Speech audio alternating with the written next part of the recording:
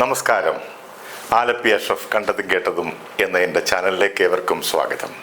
ചില നോവുകൾക്ക് നോവലിനേക്കാളും നീളമാണ്. ചില വേദനകൾക്ക് വേനലിനേക്കാളും വേവുമാണ്. ചില വേദനകൾക്കാകട്ടെ മരുന്നില്ല, അത് സഹിക്കുവാനേ കഴിയൂ. ഹൃദയം ഉടയുന്നത് ശബ്ദമില്ലാതെയാണ്, എന്നാൽ അതിന്റെ മുഴക്കം വർഷങ്ങൾ നീണ്ടു നിൽക്കും. സ്നേഹിച്ചവർ വിട്ടുപോയാൽ ഹൃദയം മാത്രമല്ല, ശ്വാസം പോലും വഴിമുട്ടും. അപ്പോഴാണ് മനസ്സിലാകുന്നത് സ്നേഹം എത്ര ശക്തിയായിരുന്നു എന്നും ഇഷ്ടം എത്ര ദൗർബല്യമായിരുന്നു എന്നും. മനക്കണ്ണുകൊണ്ട് ലോകം കണ്ട അതുല്യ കലാകാരി വൈക്കം വിജയലക്ഷ്മി കടന്നുപോയ ദുർഘടമായ ജീവിത നേർക്കാഴ്ചയിലൂടെ നമുക്കൊന്ന് കടന്നു ചെല്ലാം.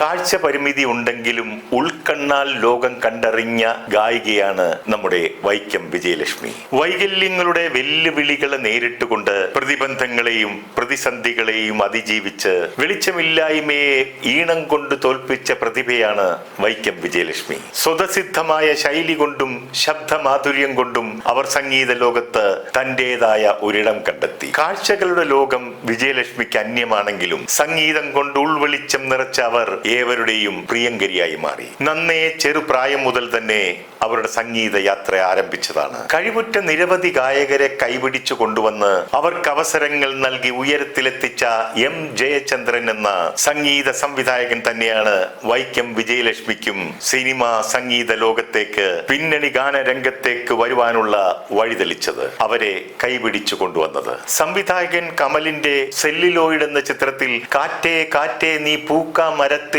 പാട്ടും മൂളി വന്നു എന്ന ഒരൊറ്റ ഗാനം കൊണ്ട് അവർ മലയാളികളുടെ മനസ്സിനെ കീഴടക്കി കഴിഞ്ഞിരുന്നു. റഫീഖ് അഹമ്മദിന്റെ വരികൾക്ക് എം ജയചന്ദ്രന്റെ സംഗീതവും കമലിന്റെ പിക്ചറൈസേഷനും പൃഥ്വിരാജും മമതയും ചേർന്ന് കുതിരവണ്ടിയുടെയും കാളവണ്ടിയുടെയും അകമ്പടിയോടുള്ള പഴയകാല ഗ്രാമത്തിലൂടെ മനോഹരമായ ആ യാത്ര ജി ശ്രീരാമും വൈക്കം വിജയലക്ഷ്മിയും ചേർന്നുള്ള ഗാനത്തിലൂടെയാണ് ചിത്രീകരിച്ചിരിക്കുന്നത്. ഈ പാട്ട് പ്രേക്ഷകരിൽ ഉണ്ടാക്കിയ ഓളം ചെറുതൊന്നുമല്ല.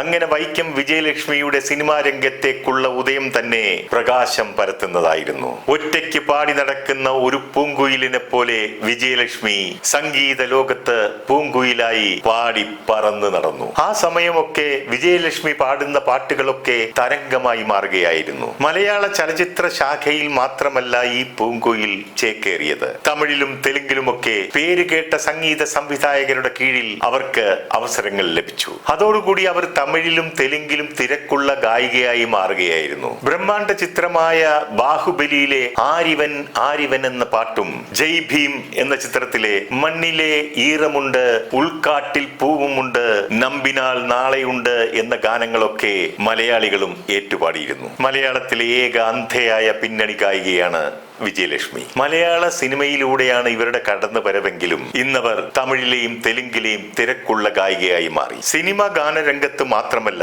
ഗായത്രി വീണയിലും കർണാട്ടിക് മ്യൂസിക്കിലുമൊക്കെ വിജയലക്ഷ്മി പ്രാവീണ്യം നേടിയിട്ടുണ്ട്. ഗായത്രി വീണയുടെ സഹായത്തോടെ സംഗീത കച്ചേരികളും നടത്താറുണ്ട്. 2017 ലോക റെക്കോർഡ് ലക്ഷ്യം വെച്ച് ഗായത്രി വീണയിൽ ഒരു സംഗീത കച്ചേരി വിജയലക്ഷ്മി നടത്തുകയുണ്ടായി. ഗായത്രി വീണയിൽ 5 മണിക്കൂറിനുള്ളിൽ 67 ഗാനങ്ങളാണ് വിജയലക്ഷ്മി വായിച്ചത്. വിജയലക്ഷ്മിയുടെ ഈ സംരംഭത്തിലും ഓടിയെത്തി മൃദംഗം വായിച്ച് കുട്ടിയെ സഹായിച്ചത് തന്നെ സിനിമാ രംഗത്തേക്ക് കൈപിടിച്ചു കൊണ്ടുവന്ന തന്റെ വഴികാട്ടിയായ സംഗീത സംവിധായകൻ എം ജയചന്ദ്രൻ തന്നെയായിരുന്നു. എം ജയചന്ദ്രനുമായിട്ടുള്ള ആദ്യ അനുഭവം വിജയലക്ഷ്മി എന്നും നന്ദിയോടെ ഓർക്കാറുണ്ട്. ഒരിക്കൽ തന്റെ ഫോണിൽ വിളിച്ച് ഒരു അത്ഭുതം നടക്കാൻ പോകുന്നു എന്ന് പറയുന്നു. അദ്ദേഹത്തിന്റെ ഫോൺ കോൾ വന്നപ്പോൾ എനിക്ക് അത്ഭുതവും ആശ്ചര്യവും തോന്നി, ഒപ്പം പറഞ്ഞറിയിക്കാനാകാത്ത സന്തോഷവും. ആദ്യ പാട്ടിലെ വരികൾ തന്നെ വളരെ പോസിറ്റീവായിട്ട് എനിക്ക് തോന്നി. ഇന്നലെ എന്നത് പോയി മറഞ്ഞു, ഇന്നൊരു സ്വപ്നം കൂടെ വന്നു എന്ന വരികളായിരുന്നു അത്. അറിഞ്ഞെഴുതിയതായാലും അറിയാതെ എഴുതിയതായാലും വിജയലക്ഷ്മിയുടെ ജീവിതത്തിൽ പിന്നീട് വലിയൊരു മാറ്റമാണ് സംഭവിച്ചതെന്ന് നമുക്കറിയാമല്ലോ. എം ജയചന്ദ്രൻ എന്ന സംഗീത സംവിധായകന്റെ വലിയ മനസ്സിനെ കുറിച്ച് എത്ര പറഞ്ഞാലും അധികമാകില്ല. എനിക്ക് അദ്ദേഹവുമായി വലിയ അടുപ്പമോ പരിചയമോ ഒന്നും തന്നെയില്ല. പക്ഷേ അദ്ദേഹം ചെയ്തിട്ടുള്ള നന്മകളെ കുറിച്ച് എനിക്ക് നന്നായിട്ടറിയാം. ഏതാനും വർഷങ്ങൾക്ക് മുൻപ് ഒരു സംഗീത റിയാലിറ്റി ഷോയിൽ ജഡ്ജി ജഡ്ജായി വന്നപ്പോൾ കണ്ടെടുത്ത ഒരു കൊച്ചു ഗായികയായിരുന്നു ഇന്നത്തെ പിന്നണി ഗായിക ശ്രേയ. ചെറിയ പ്രായത്തിൽ തന്നെ അവളെ കൈപിടിച്ചു കൊണ്ടുവന്ന് നല്ല ഗാനങ്ങൾ ആ കുട്ടിക്ക് നൽകി പേരും പ്രശസ്തിയും നേടാൻ വഴിയൊരുക്കിയത് നമ്മുടെ ജയചന്ദ്രനാണെന്നുള്ളത് നമുക്കറിയാവുന്നതല്ലേ. അതുപോലെ തന്നെ ഫ്ലവേഴ്സ് ടോപ്പ് സിംഗർ എന്ന റിയാലിറ്റി ഷോയിലെ സുഭദ്രക്കുട്ടി കുഞ്ഞാറ്റ, ആ കുട്ടിക്കും പിന്നണി ഗായികയാകാനുള്ള അവസരം ഒരുക്കിയിരിക്കുകയാണ് അദ്ദേഹം. ഇപ്പോൾ അദ്ദേഹം ആ ഷോയുടെ ജഡ്ജായി തുടരുകയാണല്ലോ. നല്ലൊരു ഗായികയാണ് കുഞ്ഞാറ്റ. ആ മോളുടെ കഴിവിനെ അദ്ദേഹം ഈ തീരുമാനത്തിലൂടെ അംഗീകരിച്ചു കഴിഞ്ഞു. അങ്ങനെ കഴിവുള്ളവരെ മറ്റു മാനദണ്ഡങ്ങൾ ഒന്നും നോക്കാതെയാണ് അദ്ദേഹം ഉയരങ്ങളിൽ എത്തിക്കുന്നത്. അതുപോലെ തന്നെയാണ് അന്ന് വൈക്കം വിജയലക്ഷ്മിയുടെ കഴിവുകളെ തിരിച്ചറിഞ്ഞ് ഇന്നത്തെ നിലയിൽ എത്തപ്പെടാനുള്ള വഴി ഒരുക്കി കൊടുത്തത്. ഇതിനിടയിൽ വിജയലക്ഷ്മിക്ക് കാഴ്ച തിരിച്ചു കിട്ടുന്നു എന്ന വാർത്ത എല്ലാവരും വളരെ സന്തോഷത്തോടു കൂടിയാണ് ശ്രവിച്ചത്. 2017 അമേരിക്കയിൽ ചികിത്സയ്ക്കായി പോയതായിരുന്നു ഈ വാർത്തയുടെ അടിസ്ഥാനം. 2 വർഷത്തിനുള്ളിൽ തനിക്ക് കാഴ്ച തിരിച്ചു കിട്ടുമെന്ന പ്രത്യാശയും അവർ അന്ന് പ്രകടിപ്പിച്ചിരുന്നു. എന്നാൽ നിർഭാഗ്യമെന്ന് പറയട്ടെ, കാഴ്ചയുടെ കാര്യത്തിൽ വലിയ പുരോഗതിയൊന്നും ഇന്നും കൈവരിക്കാനായിട്ടില്ല. അപ്പോഴേക്കും വിജയലക്ഷ്മി ഒരു വിവാഹ ജീവിതത്തിലേക്ക് കടക്കുന്നതിന്റെ ഭാഗമായി ബഹ്റിനിൽ ജോലി ചെയ്യുന്ന സന്തോഷ് എന്ന ആളുമായി വിവാഹം ഉറപ്പിച്ചതായി സോഷ്യൽ മീഡിയയിൽ വാർത്ത പടർന്നിരുന്നു. ആ വാർത്ത അന്ന് വിജയലക്ഷ്മി സ്ഥിരീകരിക്കുകയും ചെയ്തിരുന്നു. എന്നാൽ ഏതാനും മാസങ്ങൾ കഴിയുമ്പോൾ വിജയലക്ഷ്മി തന്നെ പറയുന്നു ആ ബന്ധം താൻ വേണ്ടെന്ന് വെച്ചു എന്ന്. അതിന്റെ കാരണമായി അവർ വെളിപ്പെടുത്തിയത് തന്റെ അന്ധതയെ അയാൾ അപമാനിച്ചു, സ്റ്റേജ് ഷോകൾ ചെയ്യാൻ പാടില്ല എന്ന നിബന്ധന വെച്ചു. ഇതൊക്കെയായിരുന്നു ആ ബന്ധത്തിൽ നിന്നും പിന്തിരിയാനുള്ള കാരണം. പിന്നീടാണ് വിജയലക്ഷ്മി മിമിക്രി ആർട്ടിസ്റ്റും ഇന്റീരിയർ ഡെക്കറേഷൻ കോൺട്രാക്ടറുമായ അനൂപുമായി പരിചയപ്പെടുന്നത്.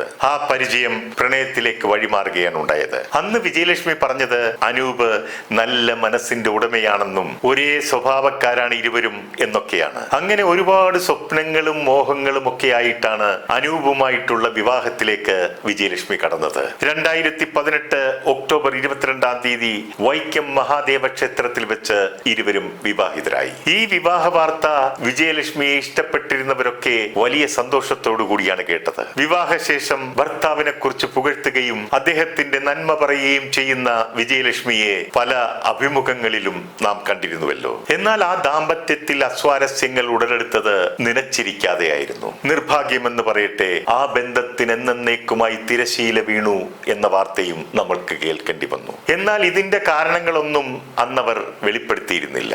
പിന്നീട് തമിഴിലെ സിനി ഉലകം എന്ന യൂട്യൂബ് ചാനലിൽ നടി ഗൗതമിയുമായി വിജയലക്ഷ്മിയുടെ ഒരു അഭിമുഖമുണ്ടായിരുന്നു. ഗൗതമിയുടെ സൗമ്യതയോടെയും ബുദ്ധിപൂർവമായും സ്നേഹത്തോടെയുമുള്ള ചോദ്യങ്ങൾക്ക് മുൻപിൽ വിജയലക്ഷ്മി മനസ്സ് തുറക്കുകയുണ്ടായി. തന്റെ ജീവിതം എന്നത് സന്തോഷവും സംഗീതവും നിറഞ്ഞതായിരുന്നു. എന്നാൽ വിവാഹം എനിക്ക് ദുഃഖവും കണ്ണുനീരുമാണ് സമ്മാനിച്ചത്. ഭർത്താവായിരുന്ന ആൾ കൈ തട്ടി താളം പിടിക്കാൻ പോലും എന്നെ അനുവദിച്ചിരുന്നില്ല. അപ്പോൾ ഗൗതമി ചോദിച്ചു, പാട്ടുപാടാൻ അനുവദിച്ചില്ലേ എന്ന്. അതിന് കൃത്യമായ സമയം അനുവദിച്ചിട്ടുണ്ട്, അപ്പോഴേ പാടാവൂ. അയാൾക്ക് സംഗീതം ഇഷ്ടമല്ല.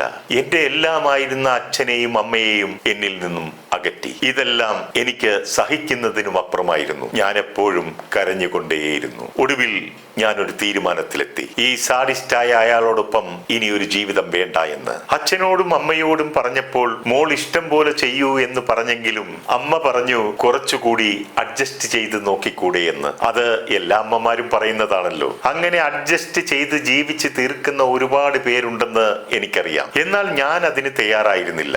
ഞാൻ ഇപ്പോൾ വീണ്ടും സന്തോഷത്തിന്റെയും സംഗീതത്തിന്റെയും ലോകത്തിലാണ്. ഈ വാക്കുകൾ കേട്ട ഗൗതമി കൈയടിച്ച് അഭിനന്ദിച്ചു. ജീവിതം എന്നത് നേർരേഖയിൽ സഞ്ചരിച്ച ചരിത്രമില്ല. വളഞ്ഞും തിരിഞ്ഞും തകർന്നും തകർത്തുമൊക്കെയാണ് മുന്നോട്ട് നീങ്ങുന്നത്. ആ ഒഴുക്കിനൊപ്പം നീന്താൻ വിധിക്കപ്പെട്ടവരാണ് നമ്മൾ മനുഷ്യർ. വിജയലക്ഷ്മിയുടെ സന്തോഷവും സമാധാനവും സംഗീതവും ഒക്കെ തേജസ്സോടെ നിലനിൽക്കട്ടെ എന്ന് ആശംസിച്ചുകൊണ്ട് നിർത്തുന്നു. നന്ദി, നമസ്കാരം.